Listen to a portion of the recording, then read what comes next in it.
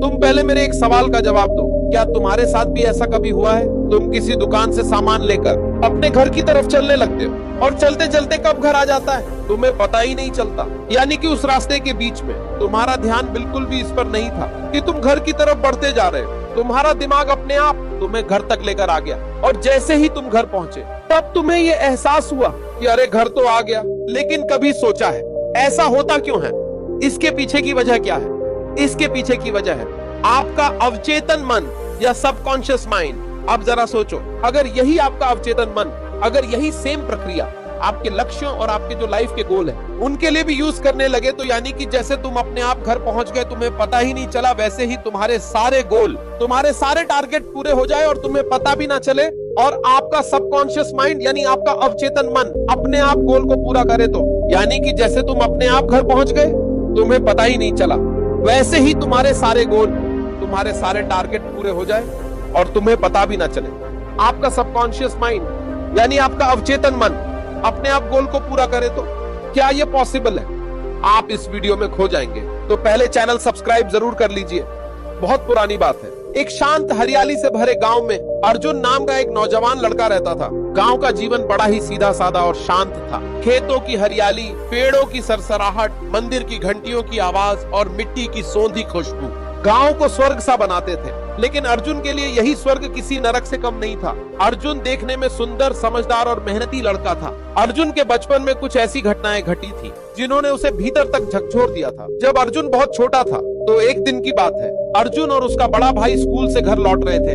School गांव से काफी दूर था और रास्ते में एक नदी पड़ती थी जिसे पार करके ही घर पहुंचना होता था।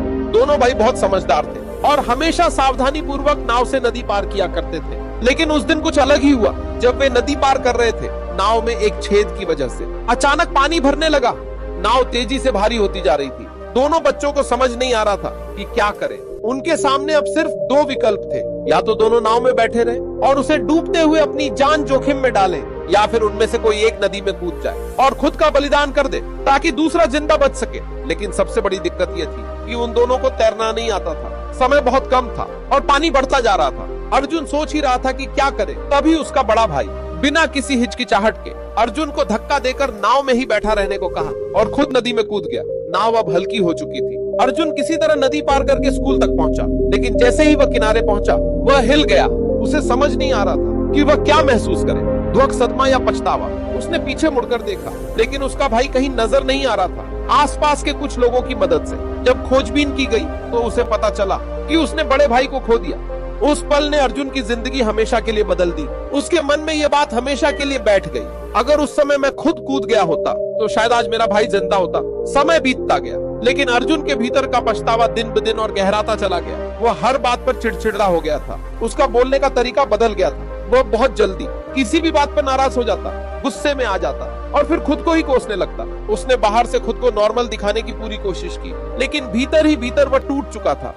जो बचपन पहले खिलखिलाहटों से भरा था, वही चिंता और पछतावे की परछाइयों से घिर गया था। वह किसी से दिल खोलकर बात नहीं करता, दोस्तों से कटता चला गया और जब भी कोई उसे कुछ कह देता, चाहे मामूली ही क्यों ना हो, तो वह उसी बात को लेकर दिन रात सोचता रहता। उसे ऐसा लगता मानो पूरी दुनिया उसके खिलाफ है और जैसे वह खुद किसी सजा को भुगत रहा है। कभी कभी वह अपने भाई की याद में रात भर सो नहीं पाता। उसके सपनों में भी वही घटना बार बार आती थी, वही नाव, वही डूबता भाई और वही पछतावा। इस मानसिक बोझ की वजह से अर्जुन का ध्यान किसी भी काम में नहीं लगता था।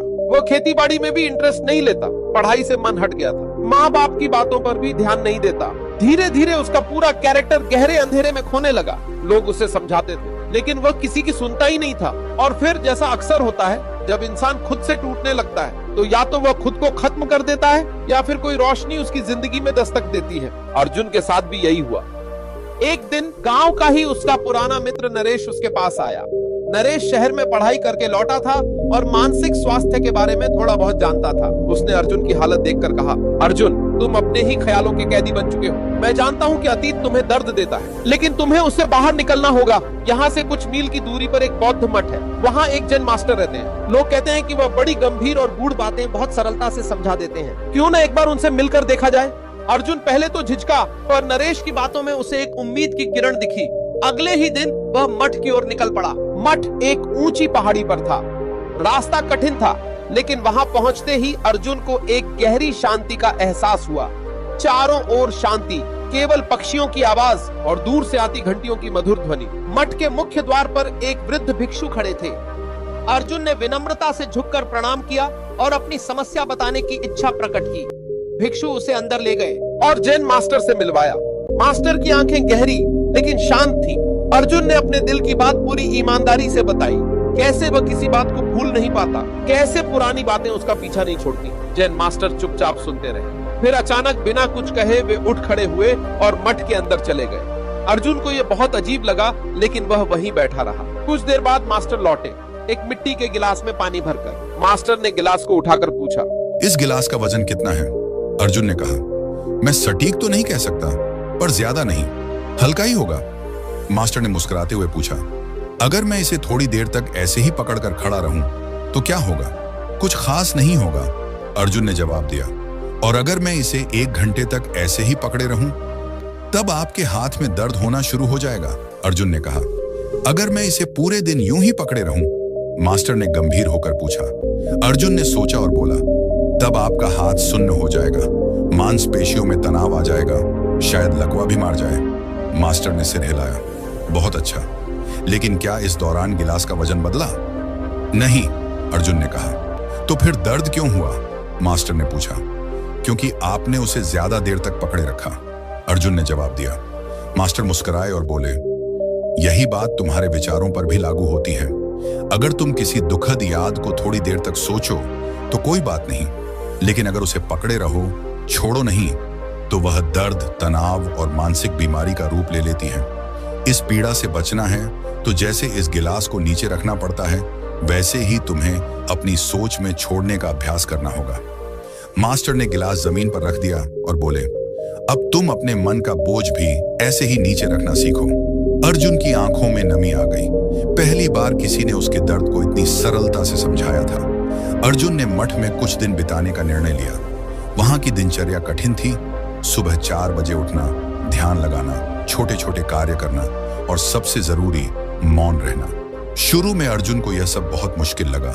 वह हर समय अपने विचारों से लड़ता रहता।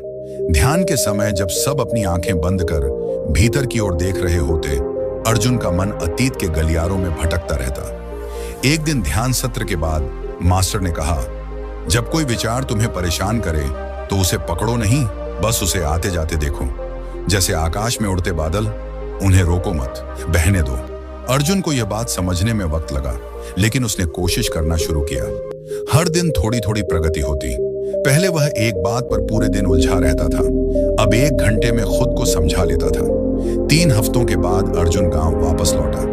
वहां सब कुछ वैसा ही था, लेकिन उसे सब कुछ बदला बदला लग रहा था। यह बदलाव गांव में नहीं, उसके भीतर हुआ था। शुरू में लोगों को यकीन नहीं हुआ। वही अर्जुन जो बात बात पर चिढ़ जाता था, अब शांत मुस्कान के साथ जवाब देता। एक दिन खेत में कुछ मजदूरों ने उसका मजाक उड़ाया। पहले वाला अर्जुन शायद लड़ पड़ता या कई दिन तक उस बात को सोचता रहता, लेकिन इस बार उसने बस मुस्कुराकर कहा, शब्द वही रहते हैं, असर हम तय करते हैं। लोग हैरान रह गए। अर्जुन अब बहुत बदल चुका था, लेकिन जीवन तो परीक्षा लेता ही है। एक दिन गांव में एक दुर्घटना हुई।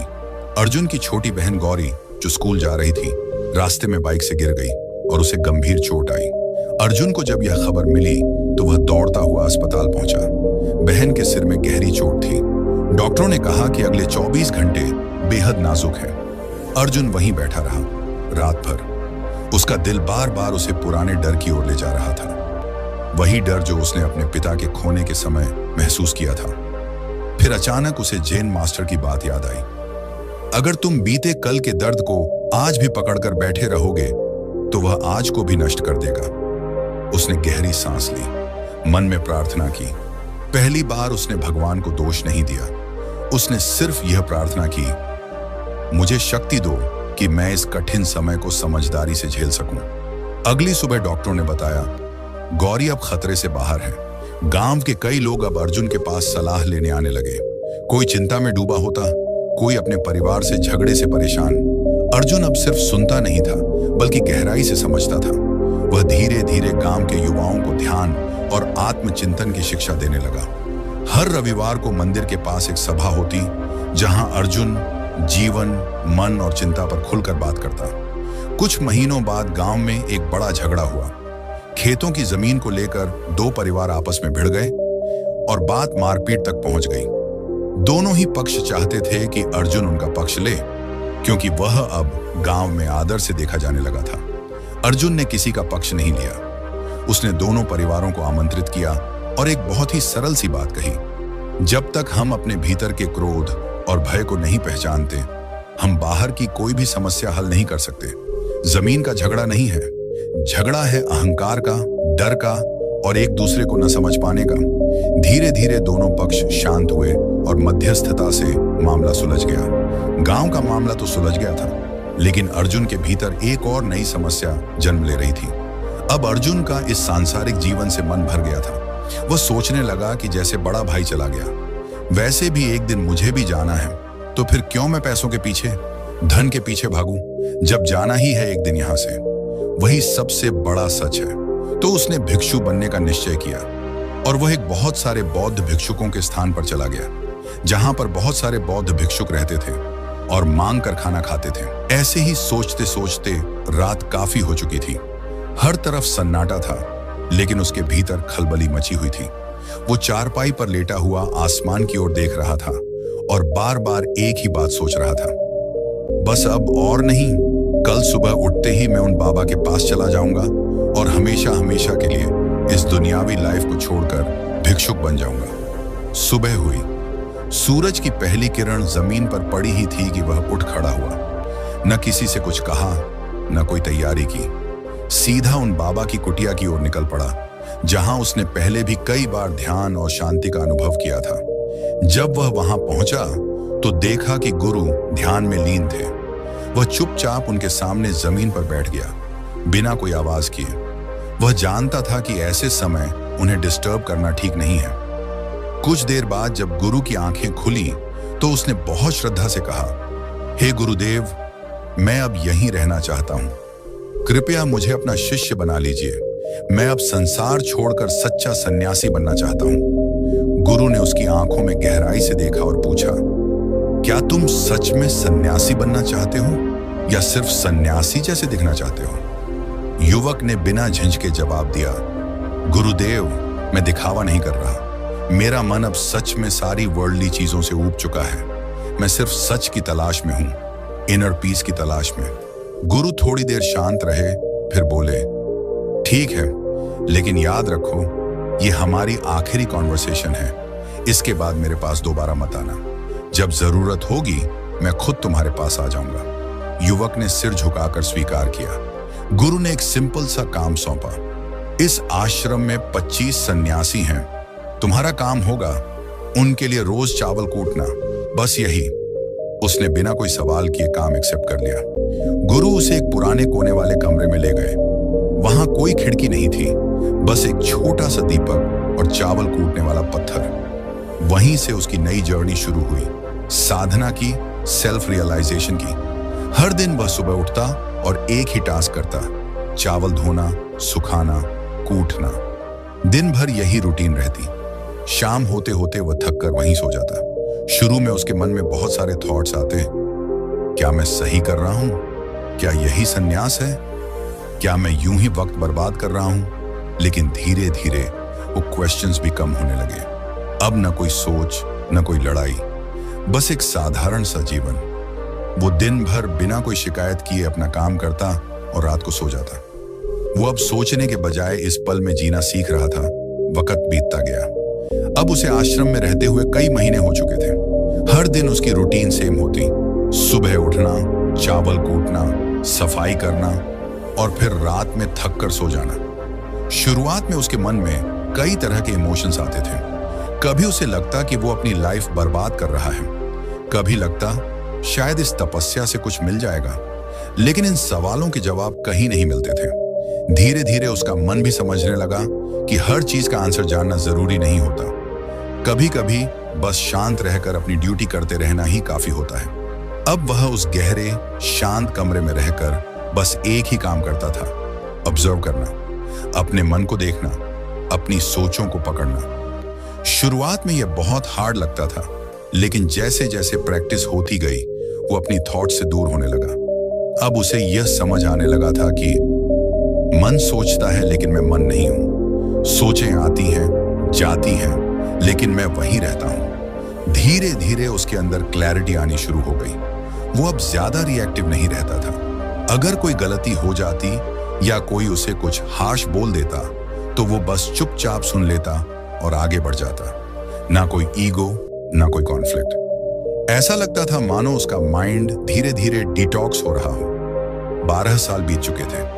गुरु ने उसे न बुलाया, न उससे कोई बात की, और उस युवक ने भी गुरु के वचनों पर पूरी श्रद्धा बनाए रखी। उसे हर दिन बस यही याद रहता, जब जरूरत होगी गुरु खुद मेरे पास आएंगे।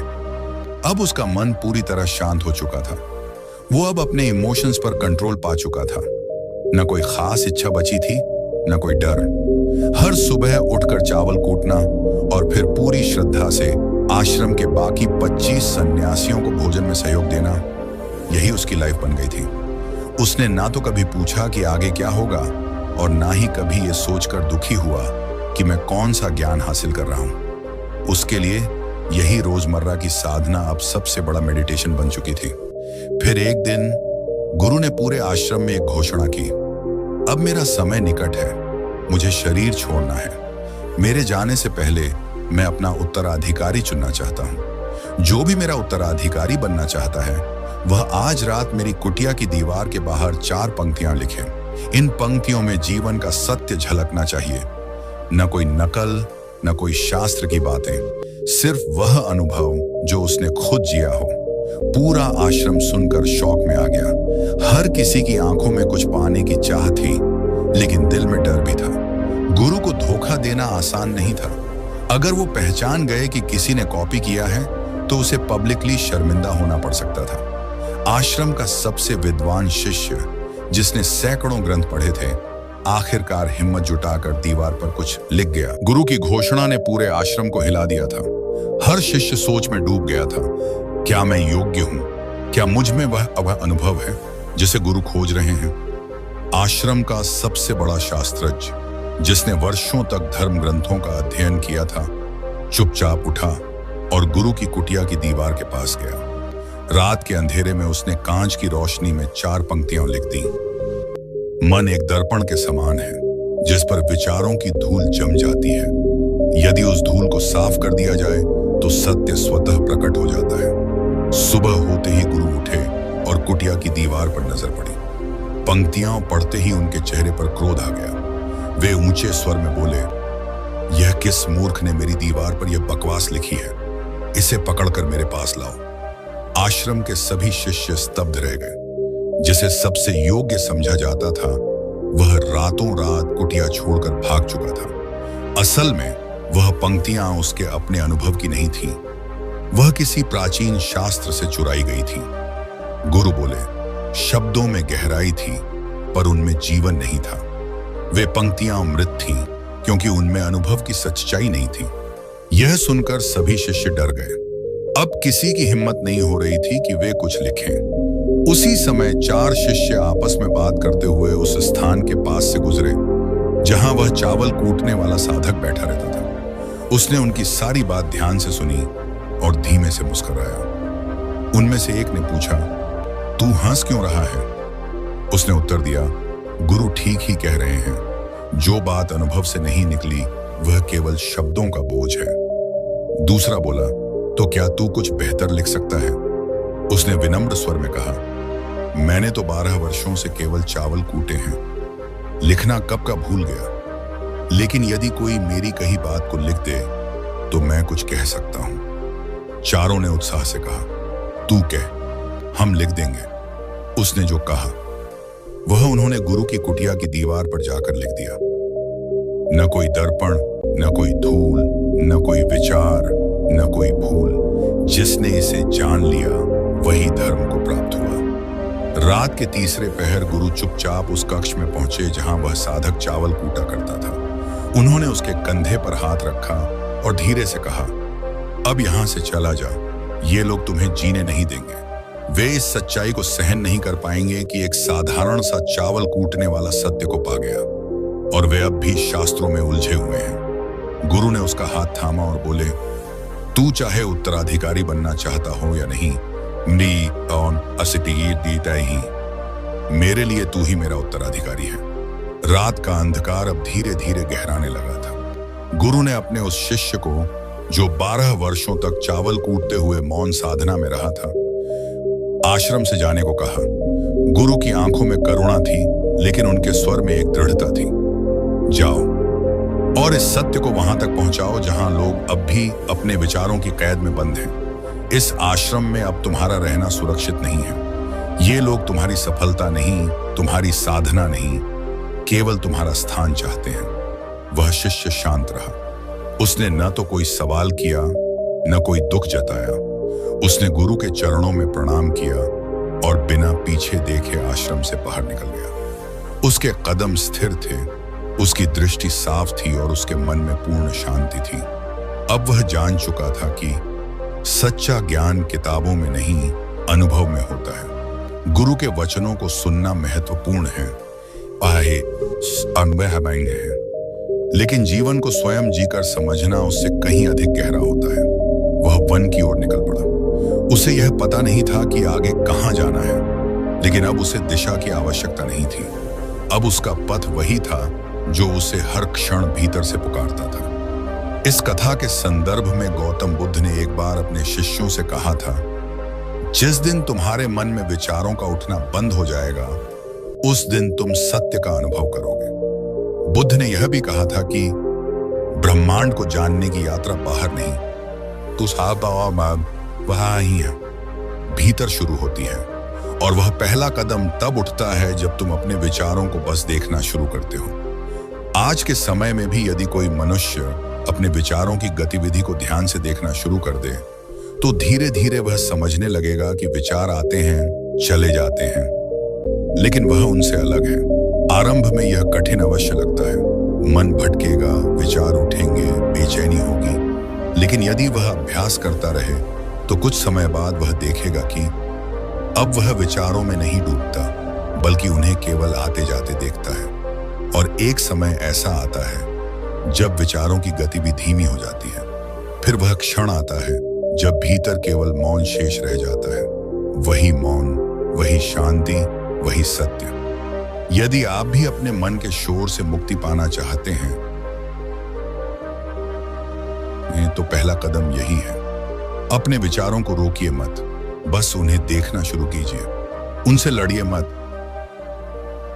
सही है, बस उनके साक्षी बन जाइए। यही सबसे सरल और गहन साधना है। यह कहानी यहीं समाप्त होती है, लेकिन इसका संदेश अनंत है, क्योंकि सच्चा संन्यास वस्त्रों में नहीं, शब्दों में नहीं, बल्कि भीतर की शांति और मौन में होता है। अगर यह कहानी आपके मन को छू गई हो तो इसे दूसरों से भी साझा करें। शायद किसी और का भी भीतर से सफर शुरू हो जाए।